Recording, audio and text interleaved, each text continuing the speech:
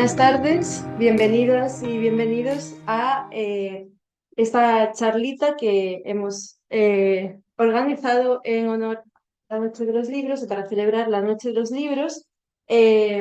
Hoy nos visitan Mercedes López Mateo y Rodrigo Verano para pronunciar su charla La Casa Gritada, Raíces Griegas para un Problema Eterno. Les voy a presentar brevemente. Mercedes López Mateo es investigadora FPU en la Universidad Autónoma de Madrid, donde realiza una tesis doctoral sobre el arraigo en la filosofía de Simone Weil. Es graduada en Filosofía Política y Economía por la Alianza Cuatro Universidades, Universidad Pompeu Fabra, Universidad Autónoma de Madrid y Carlos III en Madrid. Completó su formación en París, a la Universidad de la Sorbona, donde surgió su interés por Simone Weil. Cuenta con un máster en Crítica y Argumentación Filosófica y otro en Estudios Clásicos. Asimismo, coordina la revista académica internacional Argumenta Filosófica de Herder Editorial. Ahora Rodrigo Verano, nace en Cádiz en 1983, es doctor en Filología Griega por la Universidad de Sevilla y profesor del Departamento de Filología Clásica de la Universidad Complutense de Madrid. Es autor de numerosos trabajos sobre lingüística y literatura griegas, especialmente en el campo de la prosa clásica y en particular los diálogos filosóficos de Platón, cuyo análisis estilístico constituye el núcleo de su investigación académica. Su producción ha explorado también la recepción de la literatura antigua en el mundo moderno y contemporáneo y ha publicado traducciones de diversos autores situados en el tránsito entre los siglos XIX a XX, como Joseph Conrad, Walter H. Pater y Vernon Lee. Bueno, podéis empezar cuando queráis. Muchas gracias. Bueno, muchas gracias, Belén, y muchas gracias a todos por venir esta tarde tan concurrida y tan competitiva, porque había tantas actividades en Madrid para elegir por la Noche de los Libros que, bueno, es un honor que tanta gente haya decidido venir a escucharnos a Rodrigo y a mí para esto. Bueno, cuando me contactó Belén para proponerme hablar hoy sobre el concepto de la casa y el arraigo, pues me dijo, si quieres invitar a alguien para charlar y para que sea más entretenido, yo evidentemente pensé en Rodrigo y en que me apetecía mucho charlar con él y hacer alguna actividad juntos porque creía que iba a ser muy divertido. Y cuando me dijo que tendría que ser sobre la idea de casa, pues dije, qué mejor idea que problematizar el concepto de arraigo y de raíces que plantea Bales.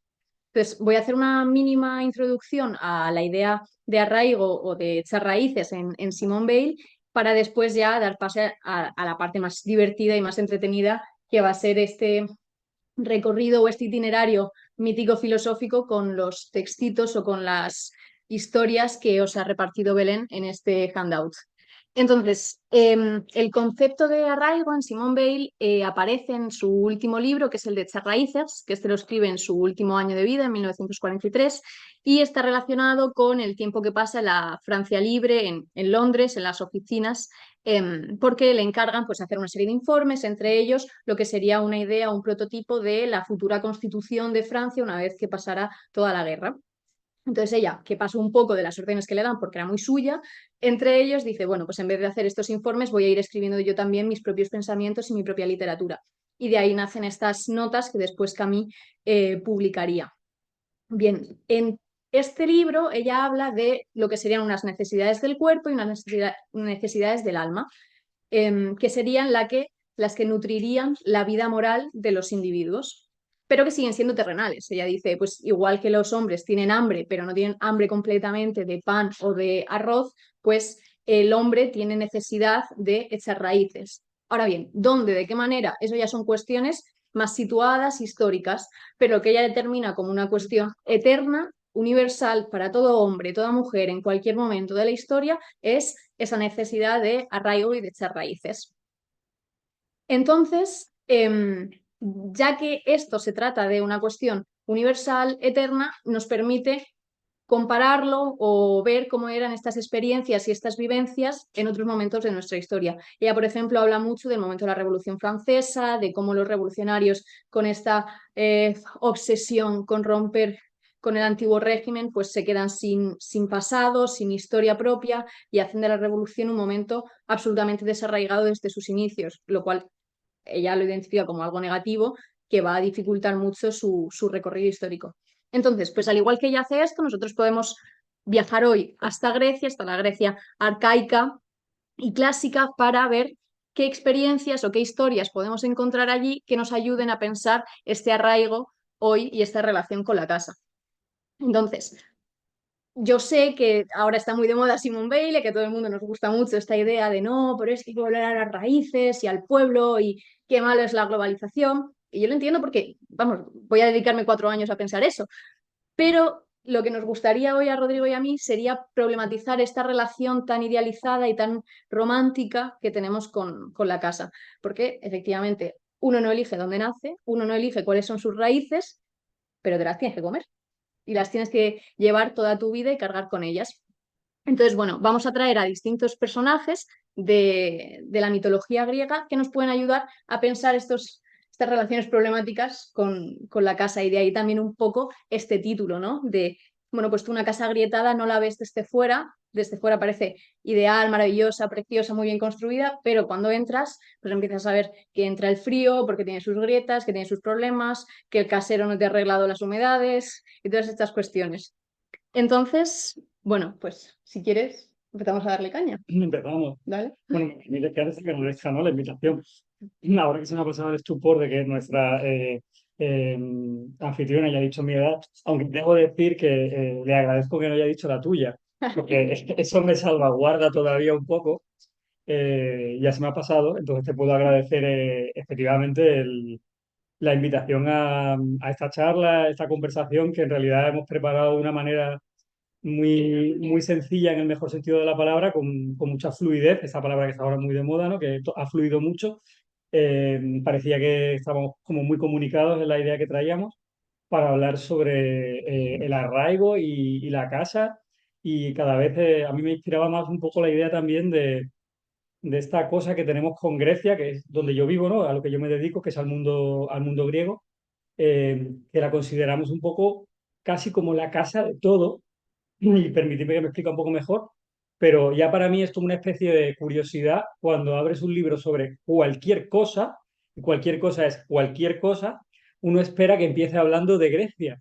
Es ya, bueno, no solo en la filosofía o en el arte, sino cualquier cosa, ¿no? Un libro el otro día sobre historia de la cocina, ¿no? La cocina en Grecia.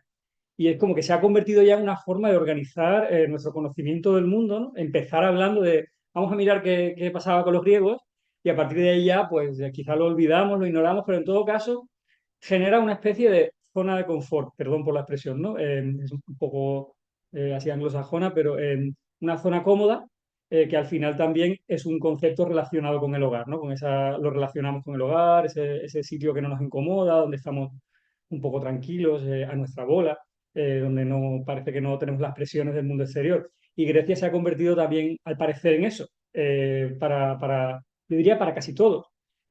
Para cuando nos dedicamos a trabajar o estudiar cualquier cosa, pues en un punto de partida que se convierte en una zona confortable y precisamente venimos un poco a dinamitar eso, ¿no? A poner de manifiesto que las relaciones con la casa no siempre son tan ideales y que también con Grecia pues hay cenas de Navidad, ¿no? Que todos sabemos que no son el momento más cómodo ¿Quién del sería el año. cuñado en Grecia? Yo no sé quién sería, pero sospecho que Sócrates tiene muchas papeletas.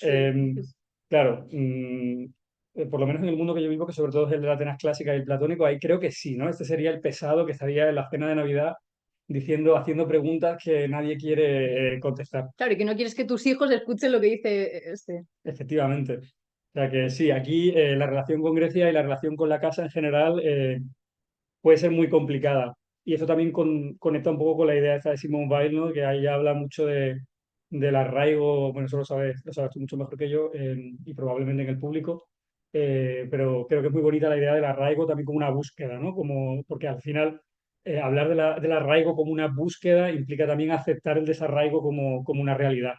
Y en las relaciones con la casa yo creo que es algo muy sano partir de aceptar y abrazar esa dualidad que queremos arraigarnos, pero que estamos desarraigados y que al final, pues esas dos cosas vamos a tener que vivir y convivir con ellas en la vida.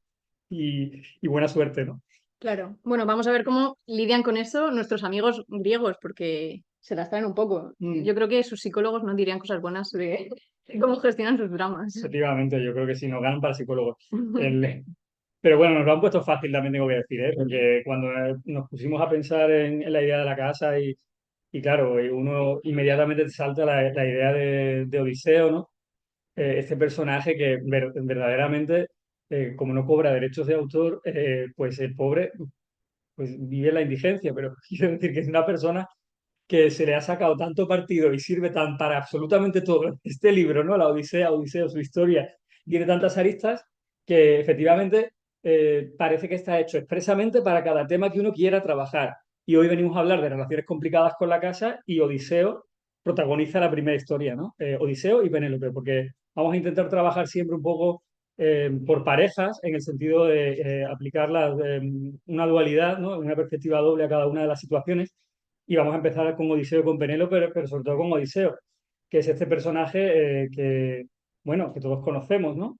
Pero que, sin embargo, a pesar de lo archiconocida que es su personalidad, ¿no? Este problema que tiene de retorno al hogar, todos estamos de acuerdo en cuál es el dilema, ¿no? El problema de Odiseo, mejor dicho. Él quiere volver a casa, pero no puede porque tiene un montón de problemas por el camino, hay una serie de criaturas que se interceptan, el hado de los dioses, esta ninfa que en teoría no lo dejaba escapar, ¿no? Él estuvo 7 años, o sea, porque cuando se hace el recorrido de la historia del viaje de Odiseo, que como sabe todo el mundo, pues tardó 10 años en regresar a casa desde la guerra de Troya, lo cual ya es algo extraño porque el Mediterráneo no es tan grande. O sea, no hace falta saber mucho de navegación, pero en realidad 10 años navegando por el Mediterráneo da para recorrerlo desde Tarifa hasta el Líbano varias veces. O sea que realmente ahí hay un problema con la geografía mítica. Así que eso nos lleva ya a pensar de cuál era el problema realmente, porque era el problema de no encontrar el camino o de no querer encontrarlo. Y ese Odiseo, pues se pasó de esos 10 7 se los pasa en una isla con una ninfa, la ninfa Calipso, que según se nos dice, le agrada, o sea, el poema en el canto quinto dice en un momento dado, cuando habían pasado ya 7 años, ya no le agradaba la compañía con la ninfa. Ese ya, ¿no? Es muy llamativo, ¿no? O sea, ese ya quiere decir, bueno, ya no, pero antes, obviamente sí, ¿no? Se ha pasado 7 años muy a gusto en esa especie de cárcel de oro, en esa especie de, bueno, de metáfora de prisión en la que uno se arrincona para no querer afrontar la vuelta, ¿no? Lo cual es muy humano también, ¿no? A veces tenemos muy claro lo que queremos, pero nos da tanto miedo que lo vamos procrastinando, otra palabra que está muy de moda. Lo vamos procrastinando y vamos generando ahí otra situación, vamos creando un segundo hogar para intentar volver al primero. Y ese segundo hogar, pues tal como lo cuenta la Odisea, era muy bueno. O sea, él estaba allí, no hacía nada, la ninfa le preparaba todo tipo de néctar y ambrosía y luego se acostaba con ella todas las noches. Esto también lo dice el poema. O sea que, y de hecho hay un momento muy divertido en el que cuando ya por fin se pone en marcha el hado de los dioses, ¿no? Y le informan a la ninfa de que Odiseo tiene que partir, le dice, pues dice, bueno, yo me voy porque me da mucha pena mi mujer y tal. Y la ninfa le dice, pero bueno, ¿qué pasa? Es que tu mujer es más guapa que yo, no te gusto. Y dice, hombre, haciendo gala de un poco el estereotipo de esta zalamería mediterránea, ¿no? Porque es puro estereotipo de zalamería mediterránea. Y dice, hombre, ninfa, que no me digas eso. Obviamente tú eres mucho más guapa que mi mujer, eres una inmortal, pero tengo que irme, entiéndelo y tal, ¿no? Lo que quiero decir es que al final, cuando uno, esa historia que parece tan simple y que todos entendemos, de que Eliseo quería volver a toda costa, pero no podía porque se lo impedían todas esas adversidades que iba encontrando en el camino contra su voluntad, cuando uno se pone a leer el poema con una lectura fresca, pues se da cuenta de que realmente tales adversidades no eran, o al menos no son las que uno se imagina, ¿no? Porque estar aquí disfrutando de este recreo constante con la ninfa, pues no parece que sea la peor de las adversidades. Entonces, claro, eso nos lleva a pensar un poco qué pasa, ¿no? ¿Cuál es el problema? Claro, tú te has ido de tu casa hace 20 años, ¿no? Te fuiste un día de tu casa y dejaste allí a tu hijo que estaba en pañales. De hecho, hay un mito muy conocido, ¿no? Cuando Odiseo intenta quedarse y le ponen al niño pequeño delante de un arado porque él está haciéndose pasar por loco y al final vuelve en razón. O sea que a su hijo realmente, a su hijo no lo reconocería si lo viera. De hecho, ocurre más adelante en el canto 18, no hago spoiler. Al final Odiseo vuelve. Spoiler, spoiler.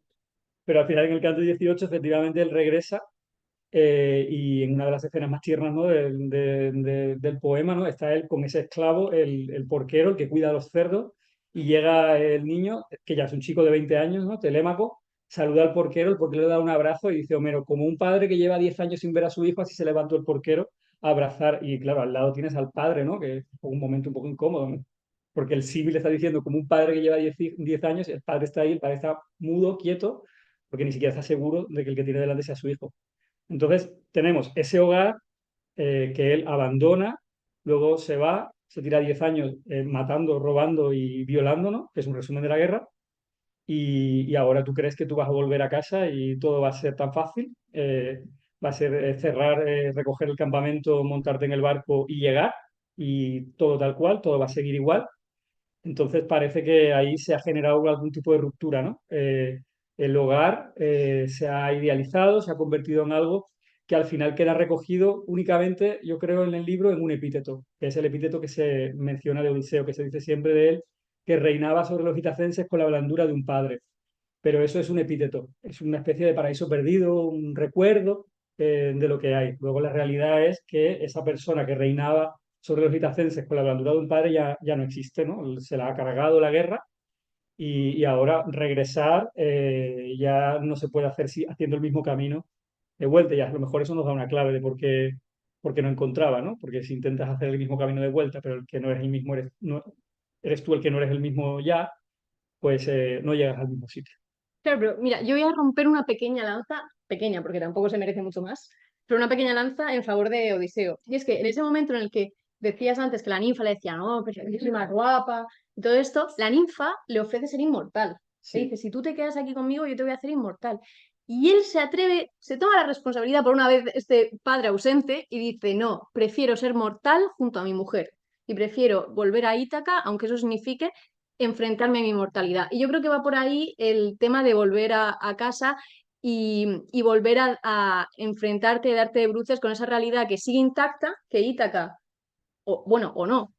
Ítaca sigue igual que antes, sigue, es la Ítaca que tú dejaste, puedes volver a esa Ítaca o vas a encontrarte una disonancia entre el lugar, esa casa como la dejaste, la casa como es ahora y ya tus cambios propios. claro. Entonces, yo aquí quiero traer un pasaje de Kant, me vas a perdonar por citar a Kant, lo Bueno, siento. o sea, yo estoy aquí hablando de Homero y tú me citas a Kant, pues Claro, entonces, esto es un bueno, encuentro entre filosofía y literatura. exacto. Kant en su Antropología en sentido pragmático, cuando habla de la nostalgia hasta que se sentían los suizos, que es el momento en el que se empieza a acuñar este término, dice lo siguiente, cito, la nostalgia es el efecto de un anhelo suscitado por la evocación imaginativa de sus años juveniles, el anhelo de los lugares donde gozaron las sencillas alegrías de la vida, pues al visitarlos posteriormente se sienten muy defraudados en sus esperanzas y por tanto curados. Sin duda, en la opinión de que todo allí ha cambiado mucho, pero de hecho porque no pueden pasar allí de nuevo su mocedad. Entonces, claro, yo creo que esto es un poco lo que le sucede a Ulises cuando le dice a Calipso que no, que prefiere ser mortal. Elegir ser mortal significa enfrentarte a ese momento en el que vuelves y te das cuenta, pues ya en lo más físico, que Telémaco de repente es un hombre hecho y derecho, que tú ya eres un señor que peina canas, que ya todo no está como era y es un poco como la idea del poema de Jaime Gil de Biedma de envejecer, morir, ya está. Ese es el argumento de la obra, no tiene más. Bueno, lo primero que tengo que decir es que Ulises era una persona, Odiseo, perdón, era una persona muy inteligente y que calculaba muy bien sus posibilidades. Entonces yo creo que si dijo que no a la inmortalidad, algo le vería, porque él calculaba muy bien sus cosas. Luego él, por supuesto, es un enorme reto, un grandísimo orador. Entonces él luego lo convenció y usó los argumentos que vio. Pero si tomó la decisión de no hacerlo, algo no, como decía Virgilio, no, así conocéis a Ulises, ¿no? Signotus Ulises. Pero, eh, pero sí, yo creo que ahí has roto una baza que es innegable a favor de él, que al final hay un conflicto muy humano ahí, que podemos reducirlo de una forma que, por más simple, no es menos cierta. Y es que al final tenemos miedo, pero al final tenemos que afrontar esos miedos. Y yo creo que eso se ve muy claramente ahí, ¿no? Él lleva 7 años ahí, puede pasar otro año más, pero no puede seguir huyendo eternamente al final del enfrentamiento con aquello con lo que sabes que tienes que enfrentarse. Bueno, Entonces, sí, porque Claro, en este juego, lo que decías al principio de Odiseo, lo manido que está, como toda la historia de la literatura, de la filosofía, se ha aprovechado de él, yo estoy pensando ahora, por ejemplo, en Dante. El Odiseo de la Divina Comedia no es para nada eso, o sea, es al contrario, es el que se desentiende, no vuelve, pero aún así encima se justifica y dice, no, no, es que nuestra esencia como hombres modernos, aventureros, de ilustración, es no volver. O sea, tengo aquí lo que dice en el canto 26 y la traducción, bueno, no es maravillosa, ninguna traducción es maravillosa, yo creo, de la Divina Comedia, pero se hace lo que se puede. Dice algo como, pensad en vuestro origen, no habéis nacido para vivir como brutos, sino para alcanzar la virtud y el conocimiento. Y eso no se hace quedándote en casa, eso se hace saliendo a vivir grandes aventuras, bueno, no como Penélope, claro, que si podemos pasar a la cara B. No como Penélope, pero sí como Telémaco, ¿no? Que Ajá, es claro, el personaje que abre realmente la Odisea, que es el protagonista de todo el comienzo de la Odisea y que precisamente pues encuentra ahí el pie para salir a hacer su propia aventura, su viaje, su Bildungsroman, su forma de un momento de formación, de crecimiento, sí. Pero efectivamente no como Penélope, Penélope se queda en casa. ¿qué pasa con los que se quedan en casa?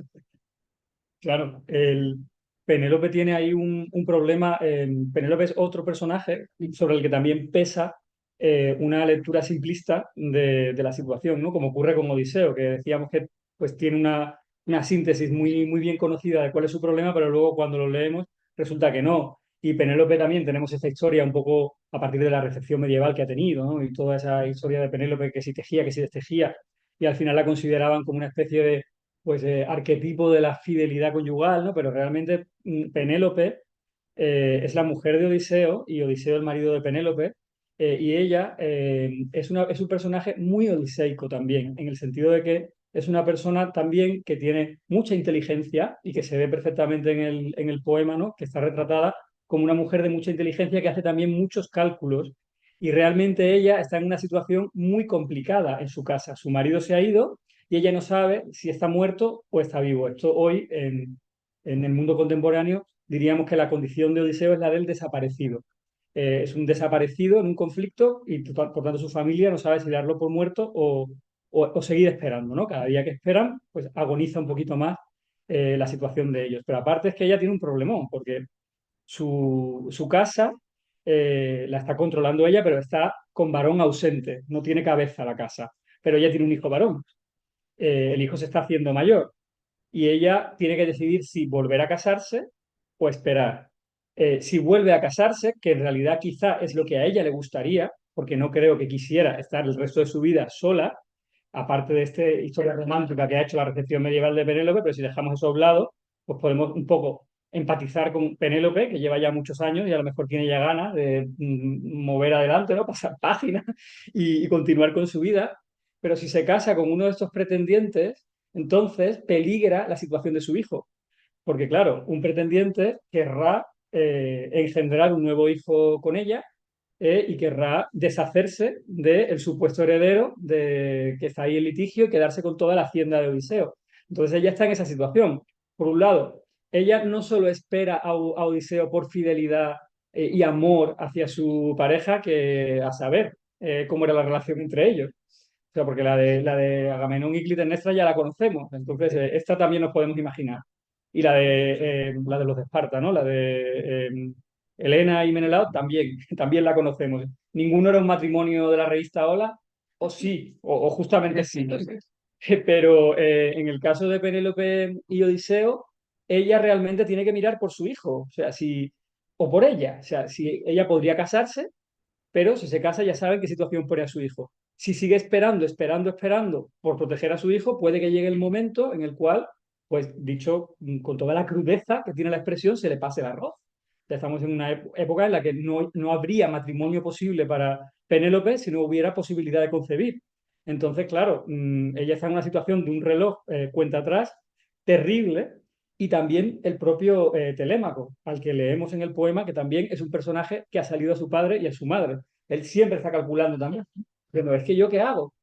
Porque fíjate lo que están haciendo estos pretendientes en mi casa. Se están devorando mi hacienda, que es mía. Yo podría casar a mi madre con uno de ellos y entonces yo reclamar la hacienda para mí, porque ya tiene edad de poder hacer eso, pero no lo hace porque entonces tendría que devolver la dote de la madre, que ha sido mucho dinero, el que ha pagado el padre de Penélope, y ese dinero lo quiere también Telémaco. Entonces, aquí realmente hay mucha agenda, como decimos hoy, no es solamente la fidelidad de que está esperando la mujer al marido, ay, por favor, quiero que vengan. También aquí hay un asunto que es un asunto legal, jurídico, de problemas de propiedad, de herencias y de quién tiene derecho. Pero al final, claro, esa situación, que es un poco por contextualizarla, nos habla de qué es lo que ocurre en la casa cuando el padre se va, ¿no? Cómo es la situación del padre ausente, porque el padre sigue su vida, hace sus cosas, se va a la guerra, pero luego ahí sigue quedando una situación con una ausencia, ¿no? Es una ausencia que además vertebra todo, la ausencia del padre en este caso, la ausencia patriarcal. Es algo muy bonito ver cómo Odiseo sigue muy presente en la organización de la casa, aunque no esté allí. Y claro, en ese sentido, pues Penélope tiene que vivir ahí también su propia aventura. Claro, yo hace poco además estaba releyendo Hamlet justo cuando estábamos preparando esto, entonces fue muy, muy bonita la coincidencia porque son estos azares que si no los hubiese leído a la vez quizá no se me habría ocurrido la comparación, pero Gertrudis es literalmente Penélope. Sí, O sea, la madre de Hamlet se ve en la misma situación, por lo que sea, vale, tu marido ha muerto, lo han matado, bueno, no nos importa, pero te ves en la misma dicotomía, ¿no? Te casas, pero siempre, o sea, la primera intuición siempre es decir, ah, qué mala la reina, que se ha casado, cómo se ha podido casar con el asesino. Penestra. Claro, cómo has podido cometer esta traición a tu marido por mucho que ya esté muerto? Pero es que estás en esa situación, es que no te puedes quedar, no te podías quedar sin un hombre de la casa en ese sentido. Entonces, es Exacto. esta tristeza o este encierro de tengo que permanecer en la casa, no me puedo ir, tengo que seguir cuidando de este espacio común que ni siquiera sé si sigue siendo el mismo, porque si ya no está la persona con la que lo compartías, puedes seguir diciendo que es la misma casa, que es la misma raíz, que si no es compartida, ¿qué sentido tiene? O sea, en el concepto mismo de Simone Weil está ahí. O sea, la raíz para ella es una participación en una colectividad. ¿Qué queda si Ulises, si es la persona con la que decidió compartir su vida, ya no está? En el caso de Gertrudis. Entonces, bueno, ahí hay un punto que ya no solamente del problema, sino que también creo, yo es que pienso siempre muy bien y hago mucha lectura desde la caridad y no desde la sospecha, pero hay también un punto de tristeza, o eso quiero pensar yo, ¿no? En el fragmentito este que os hemos puesto del último de la primera columna, este de Telémaco cuando dice, ojalá que fuera vástago de un hombre dichoso que envejeciese en su casa rodeado de sus riquezas. Sí, evidentemente hay un punto de qué cargante es este problema que tengo, pero yo también creo que hay un punto de tristeza, de infelicidad, de decir, me gustaría que mi padre estuviera aquí. Ya, esa es la gran dicotomía. O sea, yo creo que este verso es uno de esos versos que son mágicos de Homero, ¿no? Porque Homero tiene no sé, esa capacidad que es lo que nos maravilla a todos, aunque está muy claro cuál es no sé, su sistema ético, el mundo desde el que nos habla y desde el que cuenta la historia, luego tiene esos comentarios, ¿no? Que hacen los personajes, que es muy parecido, por ejemplo, al de Aquiles, Aquiles cuando está en el inframundo, en la catábasis de la Odisea, ¿no?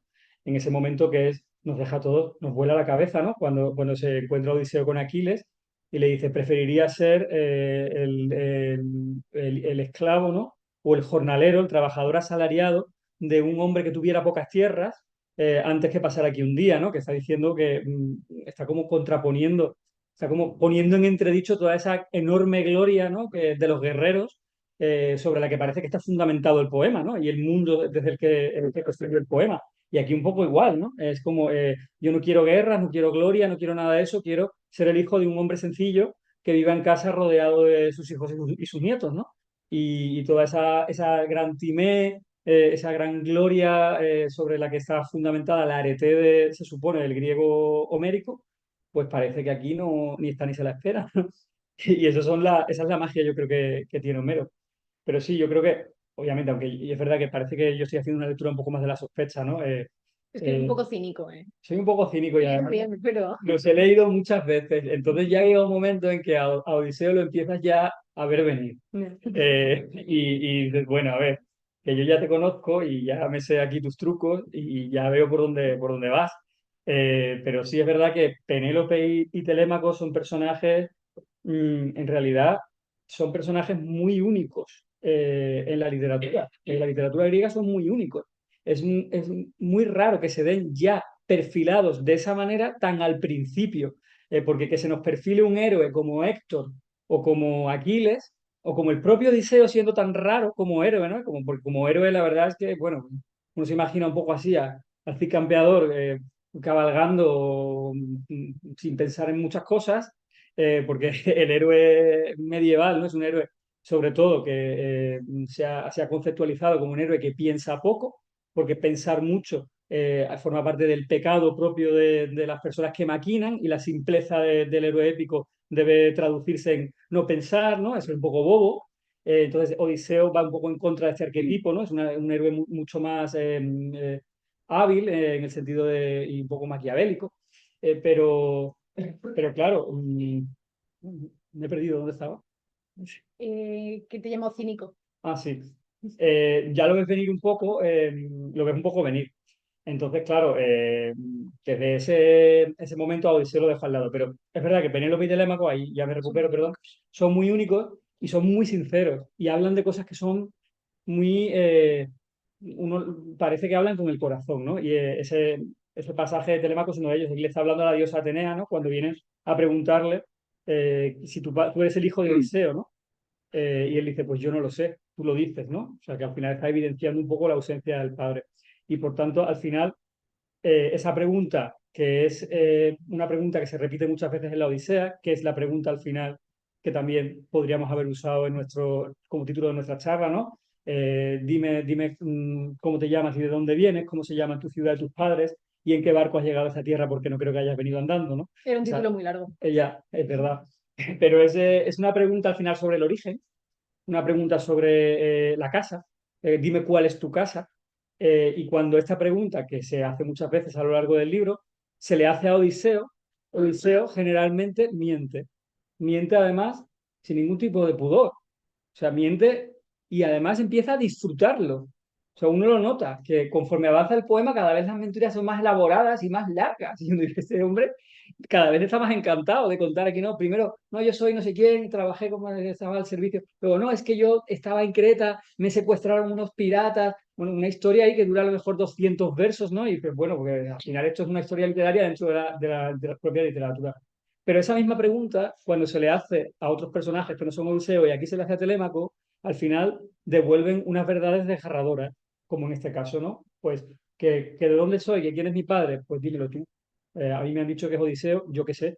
Otro que dice también algo que a mí pues me toca mucho es el propio porquero, el Eumeo, el guardián de los cerdos, al que también le pregunta a Odiseo lo mismo. Le dice, tú, Odiseo, por supuesto, se está haciendo pasar por otra persona, porque eso es muy gracioso. O sea, es cuando después de 20 años, Atenea, cuando vuelve Odiseo a Ítaca, dice, está muy preocupada, no te vayan a reconocer, entonces te voy a transformar.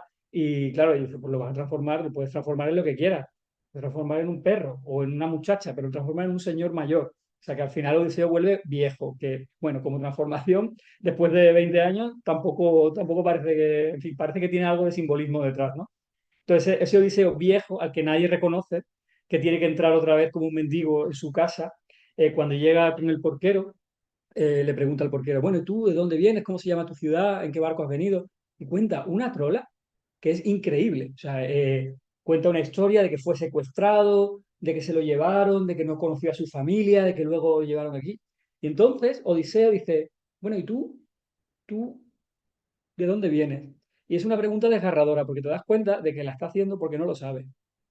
Y este hombre lleva cuidándole los cerdos 20 años y solo tiene buenas palabras para su amo, su señor, ¿no? Odiseo. Y Odiseo ni siquiera sabe este hombre de dónde ha venido. Y él cuenta su historia, que es muy parecida a la que acaba de contar el propio Odiseo, pero Odiseo se la ha inventado y esta es muy real. Y es un contraste tremendo, ¿no? Ver cómo claro, esta persona no se le cae la cara de vergüenza, vuelve otra vez a ser muy cínico y sospechoso como Odiseo, pero lo que intento es un poco poner de manifiesto que lo tengo muy calado. Sí, sí, sí. Pues si te parece, vamos a pasar al segundo bloque de personajes. O nos quedamos aquí, es que, bueno, venga, sí. Bueno, Claro. es que le vas a dar cera por todos lados al Buah, es pobre, verdad. yo qué sé. Pero quiero ser lo siguiente, porque a lo mejor es peor. Edipo, Edipo, Dios mío. Edipo y Helena, Bueno, vale. No, ¿verdad? a Elena la defiendo. Ah, claro. Bueno, Edipo no mucho. no. A ver, jo, Habla un poco de pobre. Edipo, me parece que no paro yo de hablar. No te preocupes, hablo yo de Edipo. Pero pobre, o sea, ¿por qué no lo vas a decir? El pobre que ha hecho mal, ¿no? O sea, de esto va el debate ahora. Si ha hecho algo mal el pobre o no. Si tiene culpa de algo. Bueno, a ver, el tema. Bueno, venga, ahora es ahí. Vamos a entrar en el tema.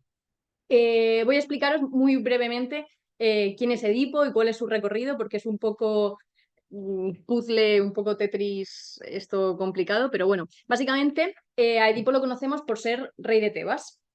Es el hijo de Layo y de Yocasta. Pero antes de que naciera, una profecía de un oráculo le dice a Layo que tendrá un hijo y que ese hijo, bueno, aquí hay debate si tendrá o si algún día tiene un hijo, pero bueno, en el tiempo verbal que queráis, pero en caso de que llegue a tener un hijo, este hijo lo matará a Layo y se casará con Yocasta. Por esto, Layo tiene mucho miedo de tener hijos con Yocasta, lo evita a toda costa, pero un día se emborracha, boom, pasan, cosas que pasan qué cosas. Entonces, bueno, pues cuando tiene al hijo, lo mandan lejos porque tampoco lo pueden matar, que es una cosa muy impía. Entonces, Edipo acaba en Corinto, pero de adolescente decide, como todo el mundo allí, porque yo qué sé, es como el camino de Santiago, ¿no? Lo de ir a Delfos. Claro, claro. O sea, efectivamente, exactamente. Literal. El camino de Santiago. Vale, Sí. pues hace su camino de Santiago adolescente y se va al oráculo de Delfos a que le cuente algo sobre quién es y su vida.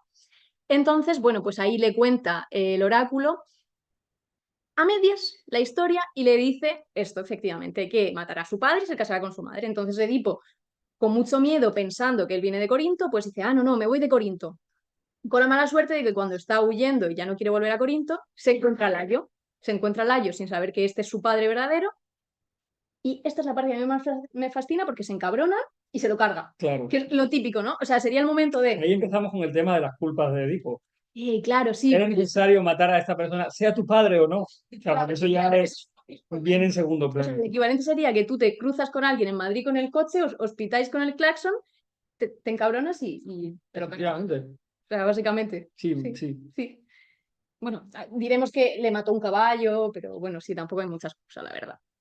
Se lo carga y con la mala suerte de que después va a dar Edipo con la Esfinge, que esta historia es la más conocida porque está muy representada, y bueno, le hace el típico acertijo que todos conocemos y como acierta, vence a la Esfinge y como premio le conceden ser rey de Tebas porque la Esfinge estaba asolando la ciudad. Vaya, se ha cumplido la profecía. Vaya, la hemos liado.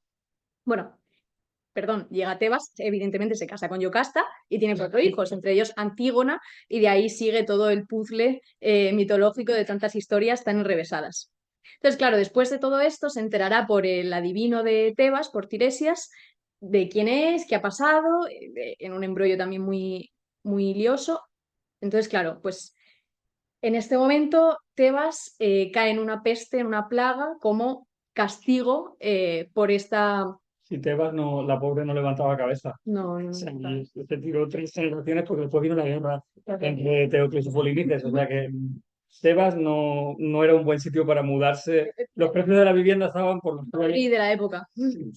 más o menos. Sí, Pero con los precios de la vivienda mucho más bajos, te digo, porque allí no quería quedarse nadie. claro. Total, que llega la peste y todo el mundo dice qué ha pasado, qué hemos hecho mal para que se nos castigue de esta manera. Hasta que descubren que ha sido Edipo, Edipo se arranca los ojos muy dramáticamente y es exiliado de Tebas. Entonces, ese es un poco el segundo tipo de relación con la casa. Es decir, el personaje que, por un lado, por mucho que quieras huir de tus raíces, del lugar de nacimiento, del lugar que te ha tocado, te guste o no por narices, porque un oráculo lo ha dicho, y tú por mucho que quieras huir de ese destino, lo vas a tener siempre anclado a tu espalda, que es un poco hacer la contra al mito de la meritocracia, ¿no? Da igual tus orígenes, da igual de dónde vengas, siempre podrás alcanzar el éxito y llegar a donde tú quieras. Pero esto sería lo contrario. No, es que da igual cuánto te esfuerces, si un oráculo ha dicho esto, se acabó la broma. Eso por un lado. Y por otro, la cuestión de que pues no todas las casas son lugares maravillosos, ya no solamente donde arraigar, ya no solamente a los que volver, sino que no te dejan estar ahí, que te dicen, no, es que tú aquí no te quedas. Y claro, esta es una cuestión muy complicada que ahora la vamos a ver además con el personaje de Elena y que yo creo que lo podemos pensar mejor en dualidad, que es si la casa puede hacer esto. Sí, sí. Yo creo que Edipo es el paradigma de la casa tóxica. Es una casa tóxica, tal como entendemos este adjetivo a día de hoy, que está muy de moda y creo que además ha venido a llenar un vacío que había. Además es una palabra griega, así que yo estoy encantado de darle la bienvenida a un nuevo uso de una palabra griega. Pero la casa te escupe, pero al mismo tiempo te reclama. No te deja irte, pero tampoco te deja quedarte allí. Él intentó irse, bueno, él o como sea, ¿no? La historia lo sitúa fuera y a salvo de allí, pero tiene que volver, pero una vez que vuelve, se tiene que volver a exiliar. Y hay como una relación que es puramente tóxica. No, no puedes estar allí, ni tampoco puedes irte de allí. Estás como un poco condenado a ir y venir, a una especie de eterno retorno, una cosa así, de Sísifo, ¿no? De estar constantemente eh, huyendo y volviendo, huyendo y volviendo. Es el caso, yo creo que más prototípico. Y luego es verdad que él tiene varias agencias ahí también, porque Edipo primero mató al padre, que ya hemos dicho que aún no siendo el padre, pues podías no matarlo. Café. Sí, luego el matrimonio es verdad que a saber, ¿no? Pues si le gustó a la señora y luego resultó que era su madre, pues ahí ya no me meto. Pero luego Edipo tiene también una cosa que desde esta lectura un poco así, voy a decir, pues psicologista o Freudiano. simple, sí, freudiana que estamos haciendo, sin profundizar demasiado, tiene algo que es muy característico de las personas que están en este tipo de mundos tóxicos, que es la negación, ¿no? Y él mantiene varias conversaciones a lo largo de la obra, sobre todo de la obra de Sófocles, hablamos, ¿no? Del Edipo Rey, es la principal fuente de la que conocemos este mito, que evidencian que está obsesionado, está en una fase total de negación. Y en particular la conversación con Tiresias, que en clase es un clásico, lo hemos traducido muchos años, ¿no? Se traduce siempre, está en el programa de asignaturas de textos griegos, traducir esa conversación entre Tiresias y Edipo. Y se lo está diciendo muy claro y cada vez queda más claro que él está entendiendo realmente lo que le está diciendo Tiresias. Porque esta conversación está hecha de una manera muy perfecta. Realmente es un arte, ¿no? El de Sófocles, ¿no? De implicar las dos cosas al mismo tiempo, pero si uno lee bien el griego se da cuenta de que realmente ahí hay espacio para pensar que Edipo realmente está entendiendo en todos esos acertijos con los cuales está intentando evitar Tiresias decirle lo que él sabe y no quiere decirle, ¿no? Entonces ahí está él como instalado en esa fase de negación. Por un lado, porque al final es producto, no sé si es producto de la toxicidad o al mismo tiempo es el generador de la toxicidad, ¿no? Pero qué horror.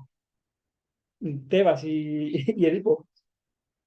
Claro, es que o sea, yo me intento poner en sus zapatos y es un marrón que no te quieres encontrar. Es que no puedes hacer nada, literalmente. O sea, que es lo que decías con... Él intenta huir, él intenta que no se cumpla, pero claro, a mí me preocupa mucho más la parte moral del asunto. Podemos responsabilizar, podemos culparlo y sobre todo podemos castigarlo por lo que ha hecho. O sea, esa es la parte que a mí más me perturba y sobre todo la que más conecta con la cuestión de Elena como dualidad de Edipo. ¿Elena se va con Paris o la raptan? ¿La podemos culpar acaso en cualquiera de los dos casos? O sea, se haya ido voluntariamente o haya sido raptada, la culpamos, la castigamos, o sea, como se ve en el fragmento de las Troyanas de Eurípides, pueden decidir, la parte que dice Elena, ¿pueden decidir los griegos y Menelao sobre la vida de Elena? ¿Es justo que esto suceda? Claro, o sea, me parece que además con el caso de la peste se ve muy claro la metáfora inmunológica que era muy común en toda la filosofía, pero también en la literatura griega, que lo vemos en Platón, pero también en Sócrates. Claro, también esta idea de las enfermedades de las ciudades, que los males morales son como enfermedades que están atentando contra el cuerpo social y que, pues, por ejemplo, en Platón el filósofo es el que las tiene que identificar, es el médico que las erradica para sanar la comunidad moral. Pero claro, volviendo a la definición de Bale de las raíces, si las raíces son una necesidad de la vida moral del ser humano, ¿Qué pasa con Edipo? claro, ¿qué estás haciendo? Expulsando, porque es un mal moral, a esa persona que entonces lo que estás haciendo es negarle la raíz, le estás negando su cura moral. ¿Es lícito para salvar la moral de la comunidad expulsar al individuo apestado, infestado, maldito? Exacto. Y en el caso de Elena, que la pregunta se puede plantear de otra manera, pero muy parecida. Tienen que ser, tiene tu casa que ser ya tus raíces y definirte y ya, o sea, tiene que limitarte de esa manera ya el resto de tu vida. Tiene que obligarte y forzarte a quedarte ahí y negarte la libertad de arraigarte en otro sitio si es lo que quieres o buscar una nueva raíz. Que es el tema de Elena, ¿no? Que, o sea, el juicio de Elena es una cosa que a los antiguos les fascinaba, lo hicieron muchas veces, ¿no? Que si sí, que si no. Y el caso de Elena es que es muy complejo, porque además yo creo que hay muchas pistas cuando se sigue el personaje de Elena en toda la literatura griega. Hay mucha literatura griega sobre Elena, más que sobre otros personajes, porque tiene su propia tragedia en Eurípides, pero además protagoniza muchas otras tragedias. Y además tenemos la Ilíada y tenemos la Odisea, es uno de esos personajes que tiene pues una presencia importante en los dos poemas, aparte de toda la otra literatura que hay, la literatura clásica, los encomios, los juicios, las controversias, etcétera, ¿no? Pero yo creo que si uno hace un poco una lectura de los textos que son un poco más canónicos o centrales, yo creo que queda bastante claro que se hace un retrato de Helena como una mujer infeliz en Esparta. Esto se ve no solamente en la Ilíada, donde uno puede entender que todo está atravesado o de alguna forma mediatizado por la situación de Helena como cautiva esposa o, en cualquier caso, en la corte de Príamo, que se puede estar mediatizando todo su discurso y lo que se habla allí. Pero en el caso de la Odisea, el retrato que se nos hace en el canto tercero, ¿no? El de las cosas de Esparta, cuando llegan Telémaco y su amigo a la corte de Menelao, el ambiente que se nos describe allí y la Helena que se nos presenta allí, yo creo que es una Helena un poco apagada y de alguna manera, pues, una sombra, ¿no? de lo que podría haber sido o podría ser Helena, asociada a ese cautiverio o a esa vuelta otra vez a la raíz, ¿no? Parece que la vuelta a la raíz, en el caso de Elena, en lugar de hacerla crecer, que es lo que haría con una planta, ¿no? La raíz, ¿no? Pues lo que hace es justo lo contrario, ¿no? Menguarla. Y en ese sentido, pues eso también nos puede ayudar a plantearla, o sea, nos puede llevar a plantear la pregunta paralela a la de Edipo. Por una vez, como tú estás siendo el majo, voy a ser yo una cínica, ¿vale? Mm, Pero es que, claro, tú estabas con la Helena de la Odisea, pero es que la Helena de la Ilíada, cuando se están peleando Menelao y Paris y mm. Alejandro, ella está echando de menos a Menelao y está echando de menos su patria, dice además. O sea, dice que tiene un deseo amoroso, un deseo dulce, algo así me parece que es el término, pero es un poco, ahora va a ser ella la tóxica un poco, la de contigo ni sin ti. A ver, Evidentemente no es nada agradable volver a Esparta y estar ahí sabiendo que toda Grecia piensa que eres la puta de Grecia. Evidentemente eso no es agradable, pero lo que pasa es que te estás alineando con una enorme tradición que opina justamente eso de Elena, entonces yo ahí no tengo no, nada que decir. solo he dicho que se Elena, aclare. Elena, sí, pero también, a ver, yo creo que ahí, ¿sabes quién la salva? Pues la salva Safo, que en uno de los mejores fragmentos que conservamos de ella, ¿no? El del amor, ¿no? El que dicen que lo más bello no es dicen que lo más bello es una escuadra de barcos bien formada, ¿no? O un ejército dispuesto para el combate, pero yo digo que es lo que uno ama, ¿no? Y por amor Elena se fue y dejó a su hija y dejó a su madre y eso que las quería. Y esa especie de concesiva que hay ahí en el poema de Safo, ¿no? Y eso que las quería, te habla un poco de una complejidad. O sea, eso, que ella se fuera porque estuviera enamorada, porque quisiera irse a otro sitio, no significa que no sintiera nada por su hogar, que el arraigo fuera un punto cero, que no hubiera nada. Y claro que había. Y hay una complejidad y unos sentimientos encontrados. Entonces yo creo que el Safo entendió bien a Elena y voy a dejar que haga ella la abogacía y ahí yo no tengo nada que añadir. Muy bien, me parece genial. Sí, sí, nada que añadir al Es respecto. que es muy difícil rebatir a Safo. Sí. La verdad es que sobrevive a todo. Es increíble. Pasan los siglos, cambian las mentalidades y todo el mundo acaba cancelado de una manera o de otra, menos Safo. Es increíble, Sajo sigue ahí. Es un mascarón de proa. En ese barco no puedes llegar a donde quieras, ese no se hunde. Bueno, no lo digas muy alto que a ver si aparece algo ahora. Claro, es que con esto nunca se sabe lo que puede aparecer de repente. Pues sí.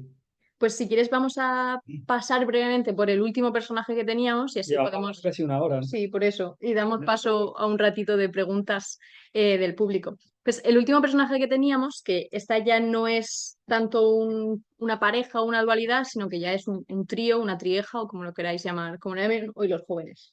Trieja es la primera vez que lo oigo. ¿En serio? Sí. No estás en la moda. No, claro, yo vivo, te lo he dicho, yo vivo en la Grecia antigua, estoy... Me falta mucho para ponerme al Uy, día. ahí también había triejas, ¿eh? Sí, bueno, sí. ¿Sabes tú bien? Bueno, pues la trieja que tenemos es Perséfone. Perséfone y la relación complicada que tiene con su madre por un lado, con Deméter, y con su marido, sí, bueno, marido, sí, Marido, tío, tío, violador, en fin. sí, un poco todo. Entonces, bueno, pues Perséfone tiene esta doble identidad en la que, por un lado, no quiere dejar de ser hija, que es cuando está con su madre y con el resto de inmortales, como lo tenéis esto en el último fragmento, en el himno homérico a Deméter, pero al mismo tiempo tampoco quiere renunciar a ser reina del inframundo. Entonces, es esta relación compleja que yo creo que vemos tanto, por un lado, en estas personas, entre las que me incluyo, que hemos tenido que salir de nuestras comunidades autónomas pequeñitas para venir a estudiar a una ciudad grande con posibilidades, como es este inframundo que es Madrid, pero que no queremos desvincularnos del todo de nuestra tierra, volvemos de vez en cuando, pero tienes que asumir que ya eres adulta, ya tienes tu vida aquí, por mucho que en Navidades de vez en cuando bajes, te vuelvas a quedar, esto lo hablamos, te vuelvas a quedar en tu Sí, habitación de cuando tenías 16 años, con tus pósters de 16 años, que es un poco incómodo y te sientes como extraño, pero al mismo tiempo tienes ya tu vida adulta en el lugar que has creado ahora y no te quieres deshacer de ninguna de las dos porque pues, no tienes por qué elegir, quizás. Y por otro lado, también parece que Perséfone representa muy bien a este tipo de literatura y de películas que vemos mucho ahora de treintañera que no asume su edad. Me hace gracia que Sara se ría porque sí, exacto. Tipo la peor persona del mundo, ¿no? Este tipo de personajes que además son curiosamente siempre mujeres o casi siempre que no quieren asumir que ya han llegado a esa vida adulta, que tienen unas responsabilidades y hacerse cargo de unas nuevas vinculaciones que ya no son las de su niñez o las de su juventud, pero que no quieren renunciar a ellas y están intentando lidiar con esos dos mundos o esos dos espacios. yo no quiero meterme en un berenjenal, Verás.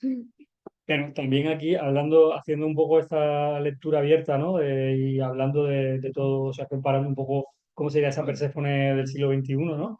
También hay que hablar de algunas madres que no quieren dejar a sus hijas crecer, ¿no? Ujú. Como que hay una también, eso también se observa, ¿no? Como tenemos edades diferentes, pues vemos cosas distintas también en el mundo que nos rodea. ¿De qué año? Pero no voy a repetirles, pero está grabado, creo, así que qué más da. Pero sí que también o sea, centrándonos en Perséfone, por supuesto, ¿no? Está ese arquetipo, pero centrándonos en Deméter también hay una lectura interesante, ¿no?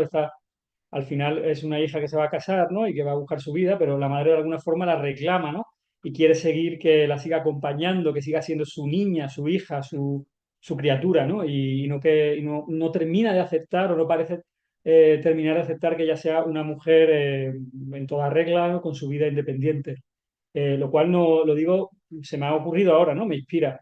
Porque yo realmente le tengo mucho, mucho respeto y mucho cariño al mito de Deméter y Perséfone. O sea, creo que esa relación materno-filial que hay en el mito, también, claro, viendo desde la lectura contemporánea, pues te arroja otras cosas, ¿no? Pero desde el mundo de la antigüedad es también muy única. O sea, es algo que llama mucho la atención. No es una historia a la que estemos acostumbrados de ver esta lucha y sobre todo los mitos, ¿no?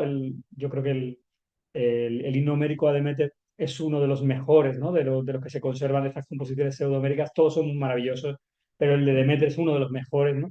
Y esa historia en la que Deméter está desesperada por toda Grecia, también disfrazada de vieja, ¿no? Buscando por todas partes preguntando por su hija y claro, nada crece, nada florece, ella solo quiere encontrar, ¿no? Está desesperada intentando encontrarla y cuando llega ese momento que se encuentra esas tres ancianas que están junto a Atenas, ¿no? Donde está en Eleusis, justo ahí en una piedra y hay una anciana que era muy graciosa y le cuenta un chiste, ¿no? Y de meterse ríe, entonces sonrió por primera vez en mucho tiempo y no sé, la historia me parece tan tierna, ¿no? Y te lleva a empatizar tanto con el dolor de ella como madre, la desesperación y al mismo tiempo la tenacidad de ir buscándola, que yo siempre he tenido ahí la he guardado con mucho cariño. Pero es verdad, viéndolo desde la lectura contemporánea, pues mira, Demeter, ya está, ¿no? Deja a tu hija que se case.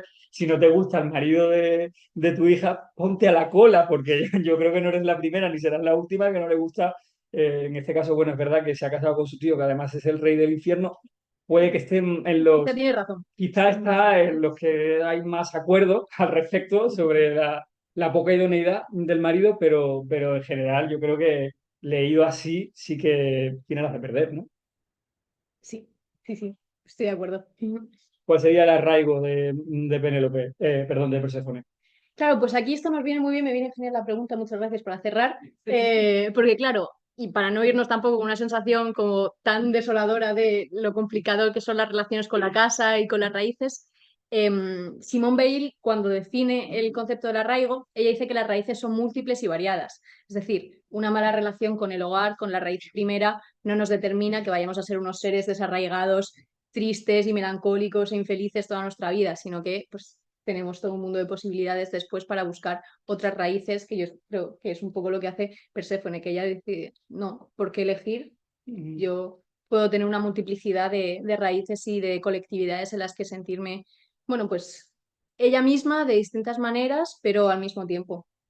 Entonces, Sí, yo creo que sí. También la idea de que, volviendo un poco a la idea de Grecia como casa, ¿no? Casa a la que volvemos para explicar el mundo, que nos acoge al final. Y yo creo que dentro de esa acogida podemos entenderla con sus más y sus menos, con sus problemas y sus cosas buenas, sin romantizar la idea de desarraigo, sino simplemente aceptando que al final para eso está, ¿no? Para eso está tu casa, para que vuelvas a ella y para que te vayas, pero no que te echen. para que seas Edipo. Exacto. Pues nada más, ¿no? ¿Cerramos? Cerramos. Pues muchas gracias por venir. Hace un principio ya pendiente. Muchas de las cosas que pasan en el son por los designios de los dioses. Y si no recuerdo mal, Odiseo no puede volver porque está castigado por los dioses. Entonces, los dioses en Grecia siempre castigan con el desarraigo, con el que no puedas volver, o alguna vez hay un premio, decir, no, mira, como premio empiezas una nueva vida afuera y no tienes que volver al pasado o algo así. Los dioses suelen castigar más que premiar, ahora que lo pienso. Estaba pensando yo premios y digo, Sí, sí, alguna vez alguien se lleva un premio, ¿eh? Hay divinizaciones, pero claro, si tú piensas que lo de Heracles fue un premio, porque la que tuvo que pasar para que al final lo divinizaran, yo creo que no le compensó, ¿no? Entonces, hay alguna vez que castigan obligándote a quedarte en tu casa. Mm, obligándote a quedarte en tu casa. ¿Hay algún... No, bueno, no, yo no lo diría así, hay algún encierro, claro, ¿no? Hay castigos mitológicos muy divertidos. ¿Tú tienes algo que aportar a esto? Sí, que igual sí que premian, pero en una parte de la mitología que está un poco menos especial es lo de la religión, que es, digamos, la parte de la magia, porque muchas veces tú interactúas con la divinidad en un hechizo y lo que haces es que, bueno, o joder o que te hagan algo bueno para ti, pero claro, al fin y al cabo todavía había todos unos círculos en los que verdaderamente pensaban que sí que les parecía hacer y les iba a premiar los dioses, por ejemplo, Asclepio y toda esta zona de la magia, digamos, de los dioses curanderos, ¿no? O sea, los dioses que ayudan a todos. Claro, claro, yo estaba pensando más en mitología, es decir, en narraciones, Claro. en historias, que en lo que es la religión práctica, o la magia, o en cualquiera de sus facetas, ¿no? Que efectivamente ahí, claro que sí, hay una relación con la religión, pues, como puede haber en cualquier religión, en la cual el ser humano se pone en contacto con la divinidad o entra en alguna vía de canalización con la cual la divinidad te puede ayudar a solucionar, a mejorar tu vida. En el caso de las prácticas mágicas están muy documentadas con el tema del Asclepio y con cualquier otro, ¿no? Con los propios oráculos Ay, claro que sí. Pero en el caso de las mitologías, no, la verdad es que son bastante cabrones, debo decir, ¿no? Son un poco, Sí. sí, van más bien a castigar, ¿eh? Ahí tienen castigos muy imaginativos. Y sí, claro, y castigar a alguien encerrando, sí, aprisionando. La prisión es un castigo prototípico. Además, no es su casa, claro. Eso sería. Muy suena. A mí tampoco. Yo iba a decir Menelao, no era porque no sé si era la Odisea, que decía que le habían prometido, por ser el marido de Helena, irse a los jardines, Jardín Elíseos, a las Islas Afortunadas, como premio de paz, vacaciones en la playa de por vida. Ah, sí, Me suena que sí, que era. puede ser, ¿eh? Porque yo tampoco me voy a poner Porque la mano. por todo lo que había tenido que aguantar, No sé, porque en eso pues eran así. yo creo que ya tenía bastante premio. Pero bueno, no sé, puede ser. Hay una pregunta en Zoom, así que de Maite. Maite, si quieres puedes abrir tu micrófono que se te oye. Hola, buenas tardes. ¿Sí? ¿Se oye bien? Sí. Exactamente. Vale. Bueno, lo primero es agradeceros la espléndida y además amena y trabajada charla, conferencia, como queramos llamarlo, que nos habéis presentado.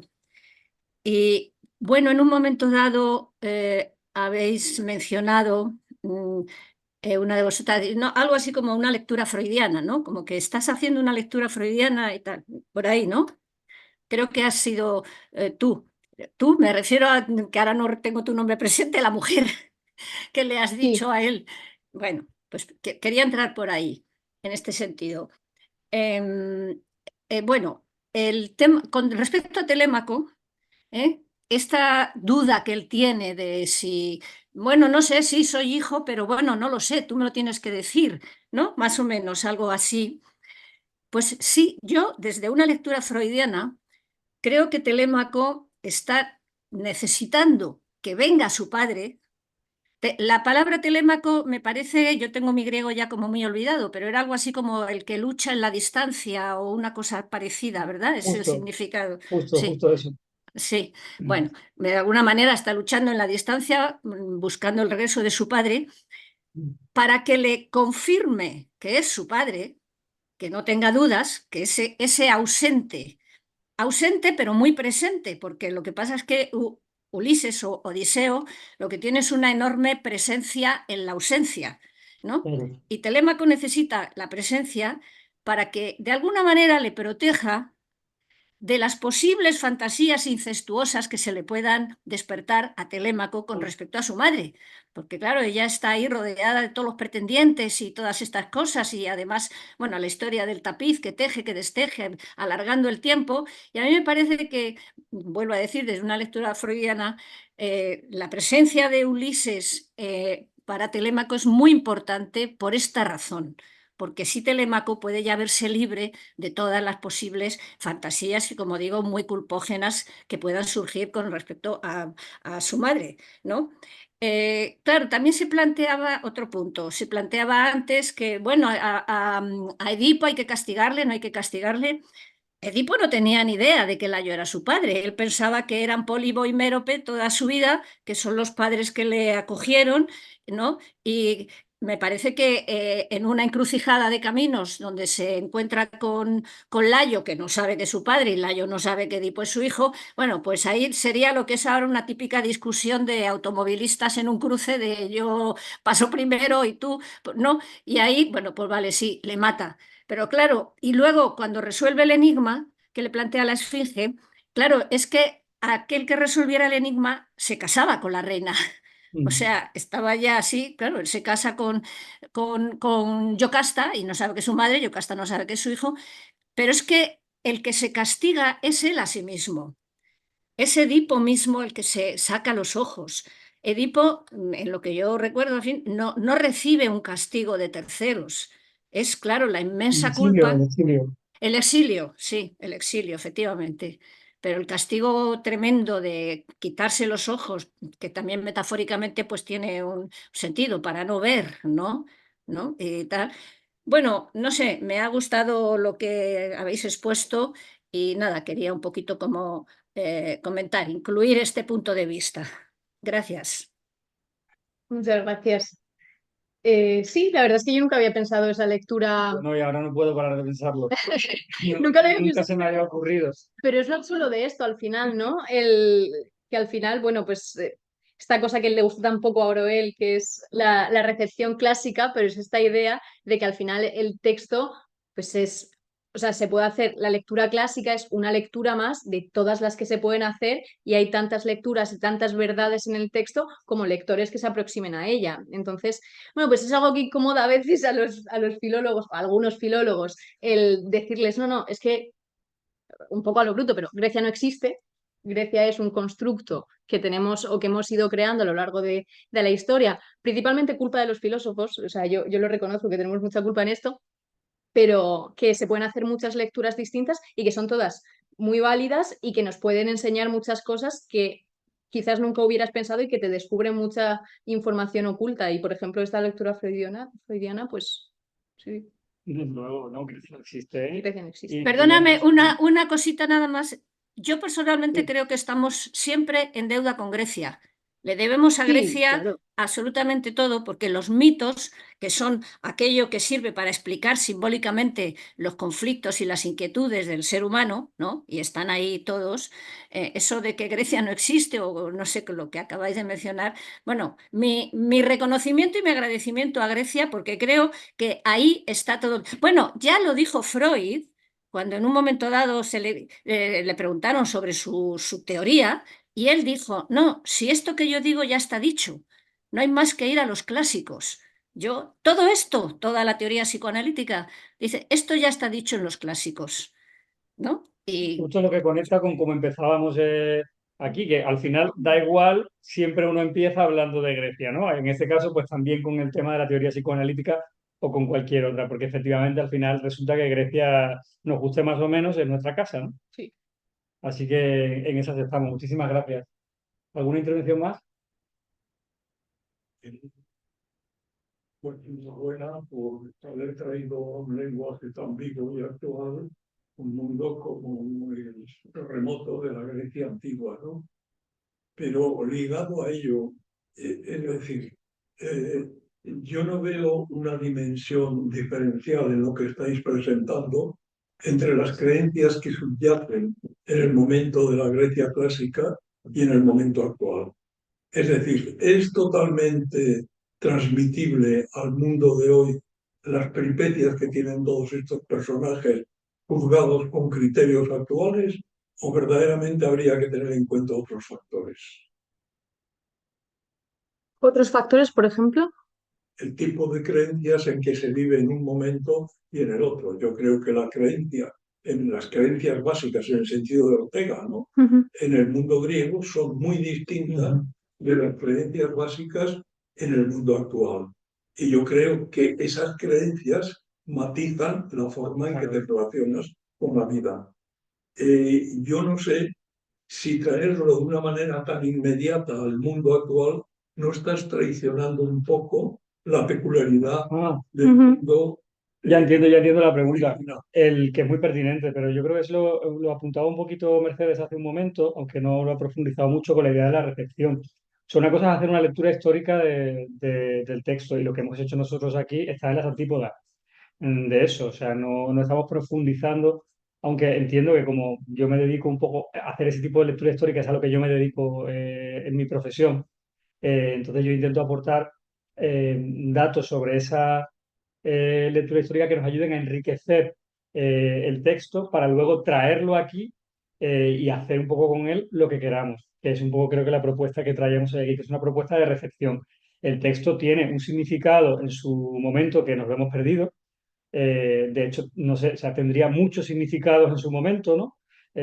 Porque esas creencias tampoco son unitarias, serían un nudo de distintos tipos de creencias, individualidades, pero bueno, podemos abstraer que tendría un tipo de significado en el momento en el que el texto fue creado, En el caso de Homero ya eso nos pone ante un dilema, porque Homero ni siquiera sabemos si él existió como tal, ¿no? O es un trabajo generacional de poetas orales que fue puesto luego por escrito por Homero o no. Eso es un tema que se debate todavía científicamente.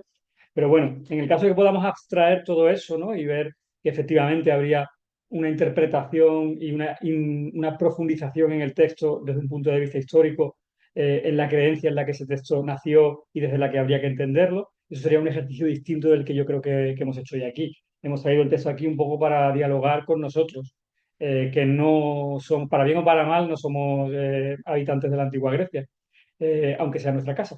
Hay un textito muy breve de Ortega que yo creo que habla muy bien de esto, que es el de Unas gotas de fenomenología, en el que cuenta una anécdota que se inventa en la que pues un hombre muy importante muere y al lado de su cama, ¿quién está? Pues su mujer llorándole.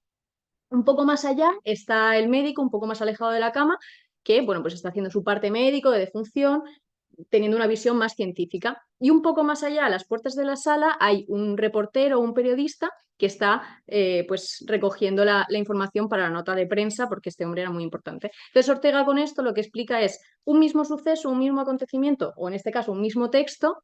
Ahí ya estamos teniendo tres lecturas o tres interpretaciones o tres comprensiones distintas debido a pues, la relación que tenía esta persona con cada una de las personas con el fallecido o debido a los valores que trae cada uno, los contextos que trae y las interpretaciones siempre van a ser múltiples.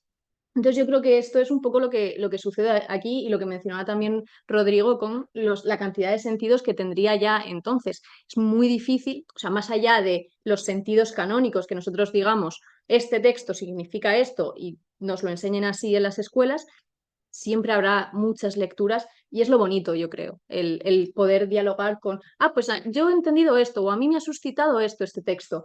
De una forma crítica, claro. Claro, evidentemente, más allá de una tertulia de salón. Pero sí, claro, hay que tener, sobre todo cuando las personas que nos dedicamos a trabajar con este tipo de materiales, que al final voy a utilizar esta palabra con todo el respeto, ¿no? Estos materiales tenemos que tener una precaución tremenda a la hora de hacer afirmaciones categóricas sobre qué significa o qué sentido tiene una cosa o la otra, porque son muchos siglos de distancia y no solo el tiempo, sino pues muchas mentalidades de las que han pasado. Es muy precaria la forma en la que nos han llegado los materiales, la transmisión ha sido muy mediatizada y ha ido dejando su huella naturalmente cada una de las fases de esa transmisión.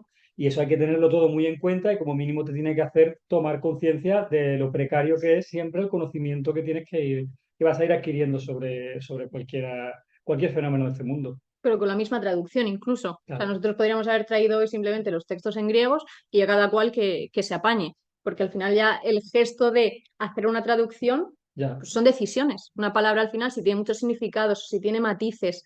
Yo, vamos, respeto muchísimo a la gente que hace traducciones de las lenguas clásicas porque tiene que ser una cosa complicadísima de decir, vale, absolutamente. Pero ¿con qué palabra te quedas? Y claro, si la gente ya va a leer esa traducción, eso no te puedo decir. Hay que matricularse en filología clásica para eso. Ahora ya se abre el plazo, dentro de poco. Ya saben.